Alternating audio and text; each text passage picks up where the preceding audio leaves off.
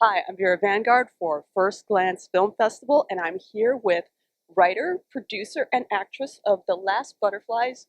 Whitney, please tell us about this incredible film. Absolutely. So, The Last Butterflies is a near future apocalypse drama in which myself, Cooper Andrews, playing my husband, and Ivy Hickman, playing my daughter, are struggling to survive in a collapsing society. Society has come to a collapse due to ecological devastation and disaster, and the world is no longer inhabitable. So, we're surviving at the end of the world.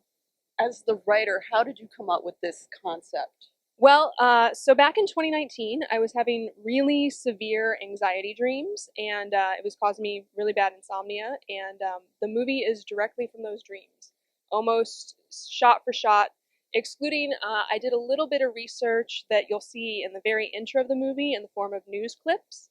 That was the only part that was added that wasn't from a nightmare.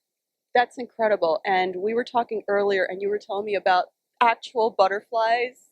Tell me about how Right. So obviously it's called The Last Butterflies, and there's a little bit of a metaphor there in the fact that, the smallest entities in our environment kind of are a precursor to what's going on in our environment. So if anybody's been following in past years, there's been a major drop-off of the monarch butterfly population, and that is due to ecological issues. And in the film, we have some monarchs that show up. They're not in very good shape, guys. The monarchs are struggling in this movie, but they were actually CGI butterflies that were made by Mike Smith. He did a fantastic job, and I've had multiple people ask me, "How did you get the butterflies to do that?" Well, they're not real butterflies. That's the industry secret. But I love that your hair color actually matches a monarch butterfly. Oh, Was that done by choice, or that's like a stylistic choice? oh, I've been sporting the red for quite some time now. All right, So, all right. That was just for the girls. yeah. Just for the girls.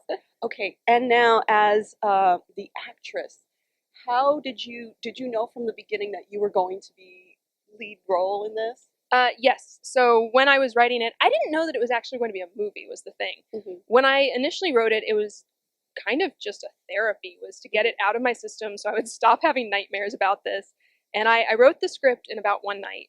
Wow. And yeah, it was like at 2 a.m. I'm like, I'm so done with this. I'm just going to get up and crank this story out. And then, of course, I didn't know what to do with it. And then the pandemic happened, and it became a little too real, honestly. And so Maybe you were having precognition. let's hope not, because the lot worse happens in the movie than just a pandemic. So yeah, I hope it's not precognition. Right, right. So 2022, it still stuck with me, and I decided, hey, I want to do this. And I knew that, I wanted to play the lead. It had been sitting with me for such a long time. And so really, the challenge for me was learning how to be a producer, because this is the first thing I've ever produced. Well, congratulations. Thank That's you. amazing. Thank you. That's amazing. It was one of those situations where I stage manage a lot. I came up through theater, and so all of those stage management skills really came to the forefront for production work. And my last question is, did this movie actually help with the anxiety dreams? It did. It made them go away for a while until I became a producer, and then it was a whole different set of anxiety dreams. But those are nightmares.